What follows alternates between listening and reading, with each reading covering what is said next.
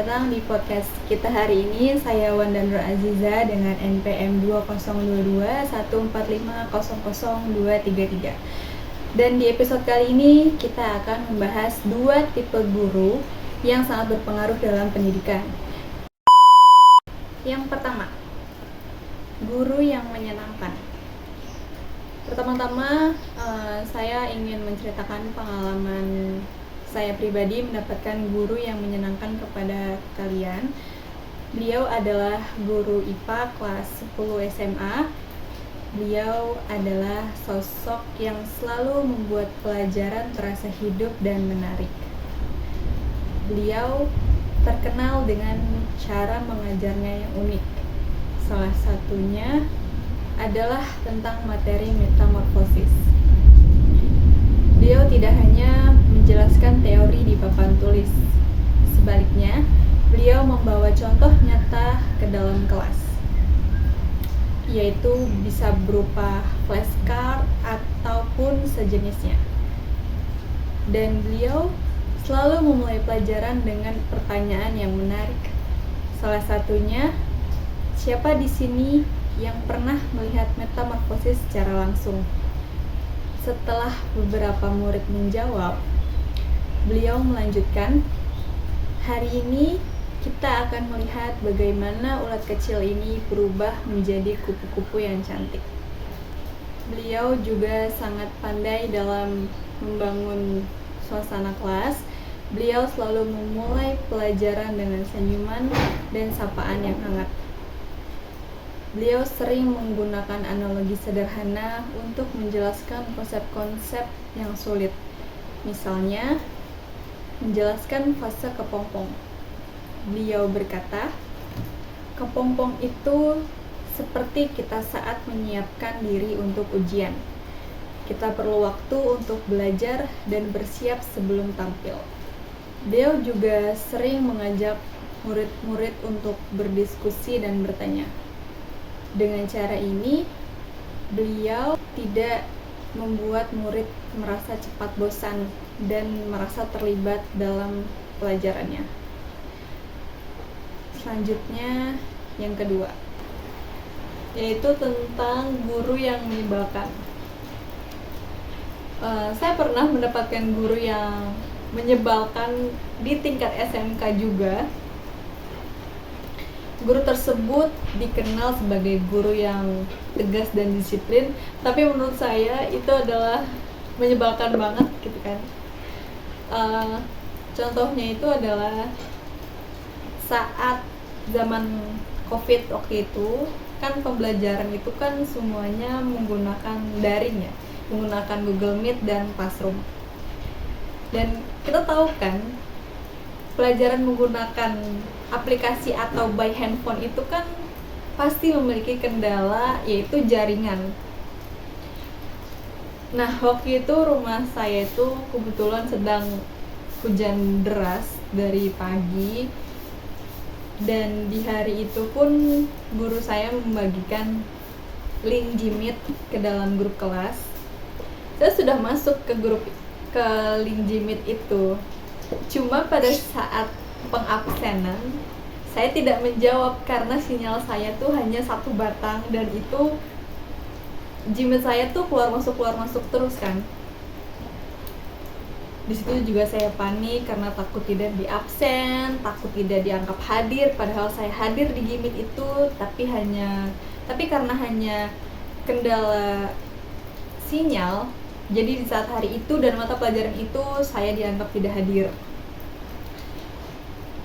Dan esokannya, yang paling saya tidak suka dari sifat guru saya ini adalah dia tidak melontarkan atau menanyakan secara langsung kepada saya apa kendala yang menghambat kamu kemarin. Guru itu malah ngomongnya itu tuh di grup yang ada banyak teman-teman saya gitu. Dan di situ saya tuh mulai kayak ngerasa, kok gini sih gitu kan. Harusnya kan nggak kayak gini gitu. Harusnya kan kenapa nggak ngomong dulu ke saya gitu kan, secara personal, kenapa harus di grup. Dan walaupun akhirnya guru tersebut mengklarifikasi kenapa ngomongnya di grup itu agar menjadi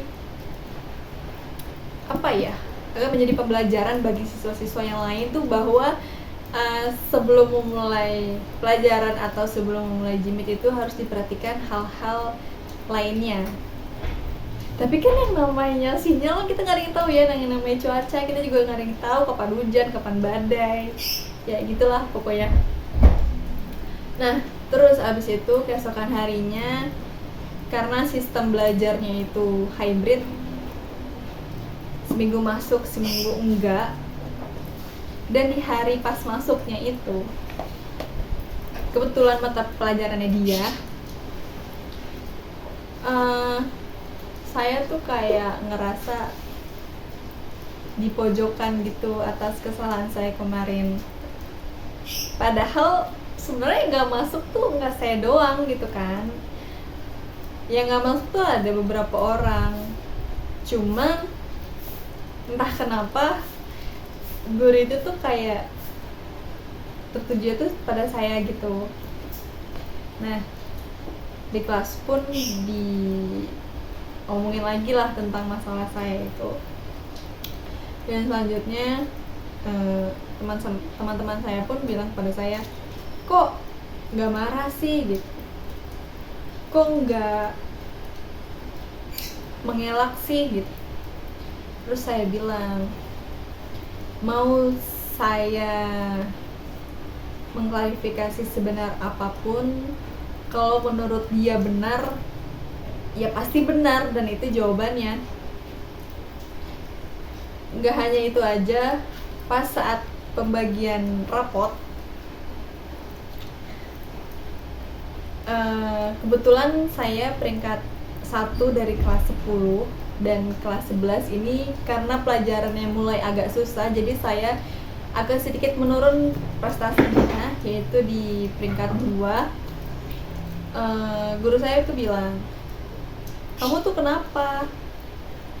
Kok peringkatnya turun? Apa jangan-jangan kamu pacaran ya?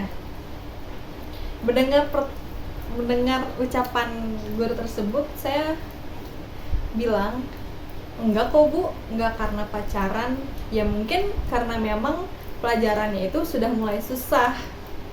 Saya menjawabnya seperti itu, karena memang kenyataannya tuh kan kayak gitu kan, pelajarannya tuh mulai agak susah gitu kan. Terus ditambah juga waktu itu disambi dengan PKL juga, harus belajar juga, jadi kan bercabang gitu kan. Nah tapi guru saya tuh selalu bilang kalau alasan peringkat saya turun itu karena pacaran, padahal nggak ada sangkut pautnya juga sama pacaran gitu kan. Dan beliau tersebut itu sampai bilang ke mama saya pas ambil rapot, kalau nilai saya turun ini karena pacaran. Guru saya tuh tahu saya pacaran dengan siapa, kelas berapapun dia tuh tahu. Cuman topik permasalahannya tuh bukan karena saya pacaran gitu kan, karena ya memang pelajarannya mulai susah gitu loh. Nah sampai pas mama saya ambil rapot dan guru saya pun menceritakan bahwa, Bu, Wanda nilainya turun nih Bu, pasti karena pacaran nih Bu, bla bla bla gitu kan. Nah karena mungkin mama saya juga tahu ya perjuangan saya di rumah itu belajar tuh kayak gimana, perjuangan saya belajar dari jam berapa sampai jam berapa mama saya pun tahu gitu kan. Dan mendengar ucapan guru saya itu, respon mama saya tuh hanya tersenyum aja sih walaupun gak menjawab pertanyaan guru itu, tapi respon mama saya senyum aja gitu. Dan habis kayak gitu, saya pikir mama saya akan memarahi saya gitu kan, karena peringkatnya turun, karena dapat omongan kayak gitu dari guru saya. Tapi ternyata tidak. Mama saya hanya berpesan bahwa belajar lebih giat lagi agar peringkatnya itu naik gitu. mendengar dari respon mama saya yang tidak membuat saya takut gitu kan, yang tidak membuat saya merasa terpojokan, yang enggak membuat saya merasa terlalu bersalah, itu posisi saya, menurut saya sih aman-aman aja ya. Cuman yang paling saya nggak suka tuh itu sama guru itu, kayak kenapa sih harus kayak gitu kan, padahal kan alasan utamanya kan kayak gitu. Selanjutnya saya akan membuat ilustrasi dari kedua guru itu. Yang pertama, guru yang menyenangkan. Selamat pagi semuanya. Hari ini kita akan belajar tentang metamorfosis. Lihatlah gambar ulat kecil ini, dan siapa di sini yang tahu apa yang akan terjadi pada ulat ini? Ya, betul sekali. Ulat ini akan berubah menjadi kupu-kupu melalui proses metamorfosis. Mari kita lihat video singkat tentang siklus kupu-kupu.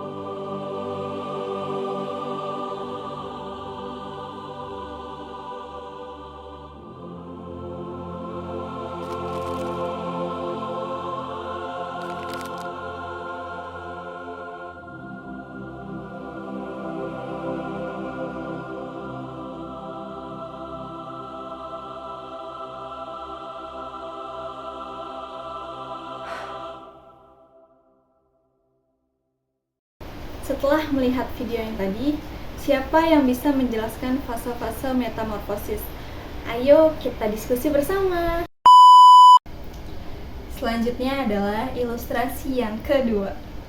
Ya, selamat pagi semuanya. Hari ini kita memulai pelajarannya. Sebelum kita mulai pelajarannya, pastikan yang di meja itu hanya alat tulis dan buku saja. Selebihnya dari itu silakan dimasukkan ke dalam tas. Saya tunggu waktunya dalam 10 detik ya. Semuanya harus rapi, mejanya harus bersih, dan tidak ada yang berserakan. Baik, sebelum saya mulai pelajaran hari ini, saya ingin menginformasikan bahwa nanti akan diadakan razia yang akan dilakukan oleh kakak OSIS kalian. Razia ini bertujuan untuk menertibkan siswa serta mengecek apakah kalian membawa barang yang tidak seharusnya kalian bawa tapi malah kalian bawa gitu. Jadi nanti kakak OSISnya ini akan menggeledah tas kalian. Mohon izin kakak OSISnya ini untuk menggeledah tas kalian. Jika nanti ada yang menemukan barang tidak sesuai dengan ketentuan sekolah, kami pihak sekolah akan mencita barang tersebut di ruangan Capsek. Dan saya ingin menginformasikan bahwa kemarin ternyata tuh kedapatan ada siswa yang ternyata memakai makeup di kelas. Nah, kenapa itu tuh pakai makeup? Saya juga bingung gitu. Kamu tuh mau fashion show atau mau sekolah ya pakai makeup?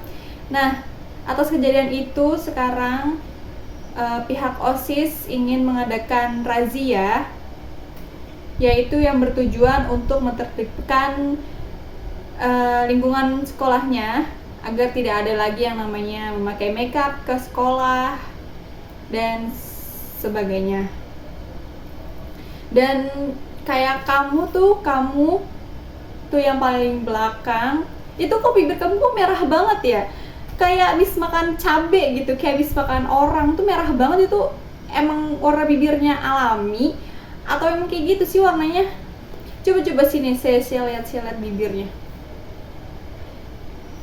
Ini mah astagfirullahaladzim, kamu tuh mau sekolah atau mau kondangan sih? Hah, ya Allah, ini astagfirullahaladzim. Saya tuh ya dulu sekolah itu cuma pakai bedak bayi, udah nggak pakai tuh yang namanya serum atau krim apa, pakai lip tint apa gitu. Saya emang nggak pakai. Saya mulai ya makeup setelah saya kerja kayak gini. Kalau pas masih saya sekamu mah saya cuma pakai bedak bayi. Kalau sekolah tuh nggak ada yang namanya pakai lip tint kayak gini nih. Ya Allah, pantesan ya kemarin kelas ini tuh kebagian ada yang pakai makeup. Ternyata kurang lebih 5 orang lah ya yang pakai lip tint. Kayak makan orang tuh gak sih, mulutnya tuh kayak kurang gimana gitu mulutnya ya kan. Terus tuh yang pakai alis tuh menelicin banget tuh alisnya, udah kayak jalan semut, halus pisan tuh alisnya, panjang. Alis tuh yang natural aja, nggak usah yang digambar-gambar gitu, biasa aja. Oke, selanjutnya kita mulai pelajaran hari ini. Kita lanjutkan soal yang kemarin kita kerjakan. Siapa di sini yang udah selesai mengerjakan? Belum ada? Bagian mana yang kalian nggak bisa? Kan saya sudah menjelaskan dengan secara rinci, dan saya pun juga bilang kan sama kalian. Ada yang ingin bertanya tidak, ada yang tidak mengerti tidak, atau ada yang belum paham atau tidak. Tapi kalian hanya diam, dan itu menurut saya adalah jawaban untuk kalian mengerti. Tapi apa buktinya? Sama sekali nggak ada yang ngerti. Lain kali kalau misalnya kalian tuh nggak ngerti mata pelajaran yang saya ajarkan itu, ya ngomong gitu loh. Bu, saya kurang paham. Bu, bisa nggak penjelasannya itu pelan-pelan? Saya lagi coba ngikutin. Bu, yang itu caranya dari mana ke mana ya?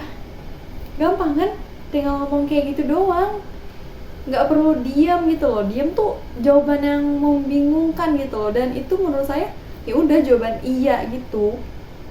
Kalian paham sama apa penjelasan saya, sama materi saya yang saya ajarkan kepada kalian, ternyata kalian tidak mengerti. Baiklah, saya akan mencoba menjelaskan lagi kepada kalian. Tetapi di saat saya menjelaskan dan kalian masih belum paham juga, itu saya bingung sih. Kayak siapa sih yang salah, itu tuh siapa gitu loh. Saya sudah menjelaskan secara terperinci, iya. Terus saya sudah memberikan pertanyaan kepada kalian, ada yang kurang mengerti kah, ada yang kurang paham kah, tapi kalian diam aja. Ini tuh pelajaran yang baru awal banget loh, baru awal banget, dan itu gampang hitungannya, kayak cuman dibalik-balik aja loh hitungannya. Kalian gini aja nggak bisa. Gimana nanti kalau misalnya saya kasih tugas yang lebih di bab selanjutnya? Ini mata pelajaran ini yang jadi pokok loh, jadi patokan kalian untuk lulus itu tuh dari mata pelajaran ini, mata pelajaran ibu. Kalau kalian gak bisa ngikutin pelajaran ibu, gimana ibu mau lanjutinnya tuh? Ibu gimana? Ibu tuh bingung. Padahal kalian udah punya bukunya tuh, udah, ya kan? Bisa kan di rumah tuh dibaca, minimal dibaca deh gitu, dibaca. Jangan scroll TikTok aja, scroll Instagram aja, Shopee aja. Iya, kalau ada yang dicekot. Kalau cuma masukin keranjang doang kan, mending tuh belajar gitu, coba dipahami. Oh iya, mata pelajaran ini tuh buat nanti kita ujian loh gitu. Ini tuh masuk ke dalam ujian loh. Ini tuh jadi matkul penting loh di ujian itu. Coba deh ubah mindset kalian. Kalian udah tahap SMK loh, udah nggak ada waktunya lagi tuh yang namanya untuk main-main atau apa. Ini tuh yang menentukan kalian nanti untuk masuk ke bagian sesuai eligible. Kalian mau kuliah negeri kan? Kalian mau ikut program PTN kan? Nah, makanya mulai dari sekarang kalian belajar dengan sungguh-sungguh, dengan baik, dengan tertib gitu. Dipahami betul-betul pelajaran ibu. Kalau kalian sudah paham, insya Allah kedepannya itu bakal gampang. Karena patokannya itu ada di awal. Kalau dari awalnya kalian aja udah nggak ngerti, gimana tuh kedepannya? Gitu loh maksud ibu. Ibu sebenarnya tuh nggak bawel, cuman ibu tuh gregetan gitu loh sama kalian. Kalau ditanya tuh diam.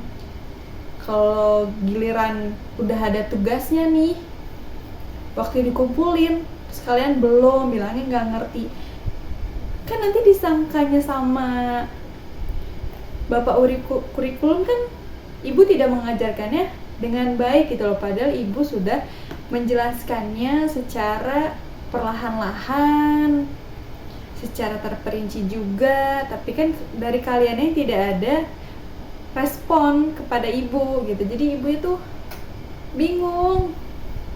Ngerti nggak sih kalian? Yaudah deh, kita ulang aja kali ya. Mumpung ini materinya belum terlalu jauh, kita ulang aja materi ininya supaya kalian paham. Dan ibu pesan, ketika ada yang belum paham, acungkan tangan dan tanya yang mana yang belum paham, biar sama-sama belajar. Jangan ada malu. Percaya sama diri kalian, itu buat kebaikan kalian semua, bukan buat kebaikan ibu, buat kebaikan kalian semua. Kalau kalian sudah paham, sudah tahu jalannya, itu enak banget gitu kan, tinggal ikutin jalannya aja. Tapi kalau dari awalnya udah nggak paham, nggak bisa, itu bakal di tengah-tengah jalan tuh, itu caranya gimana sih gitu, itu dapat dari mana ya, kok kemarin ibunya nggak kayak gini sih gitu. Nanti yang disalahin siapa? Ibunya lagi, padahal ibunya sudah menjelaskan dengan baik, tapi kalian yang tidak mau mendengarkan ibu. Sekian pengalaman cerita tentang dua tipe guru yang saya pernah alami. Keduanya menunjukkan bahwa menjadi guru itu bukan hanya soal mengajar materi pelajaran saja, tetapi juga bagaimana menciptakan suasana belajar yang menyenangkan sekaligus mendisiplinkan murid dengan cara yang positif. Setiap guru memiliki peran dan tipe yang berbeda, tetapi satu hal yang pasti, mereka semua adalah penerang bagi masa depan, entah sebagai guru yang penuh inspirasi, pendidik yang disiplin, atau pembimbing yang penuh kasih. Setiap peran memiliki dampak besar bagi generasi penerus. Mari kita luangkan waktu sejenak untuk merenungkan kembali betapa luar biasanya peran guru dalam kehidupan kita. Guru bukan sekedar penyampai ilmu, tetapi juga pelita yang menerangi jalan gelap, jembatan yang menghubungkan mimpi dengan kenyataan, dan tangan yang membimbing kita melewati tantangan kehidupan. Mereka hadir dengan kesabaran, dedikasi, cinta yang tulus membentuk karakter, membangkitkan semangat, dan menanamkan harapan di setiap hati murid-muridnya. Di setiap keberhasilan seseorang, ada peran seorang guru yang menginspirasi.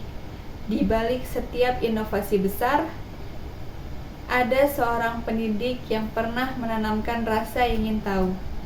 Dan di setiap individu yang berani mengejar mimpinya, ada seorang guru yang pernah berkata, "Kamu bisa."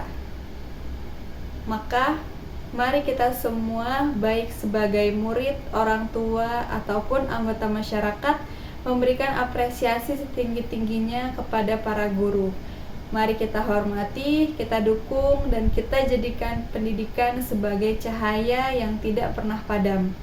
Karena pendidikan bukan hanya tentang apa yang kita pelajari di dalam kelas, tetapi juga tentang bagaimana kita membawa perubahan bagi dunia. Sekian podcast kita hari ini. Semoga cerita-cerita yang tadi bisa menginspirasi kalian semua untuk terus menghargai peran guru dalam kehidupan kita. Jangan lupa like dan share podcast ini ke teman-teman kalian ya. Sampai jumpa di podcast berikutnya. Bye-bye.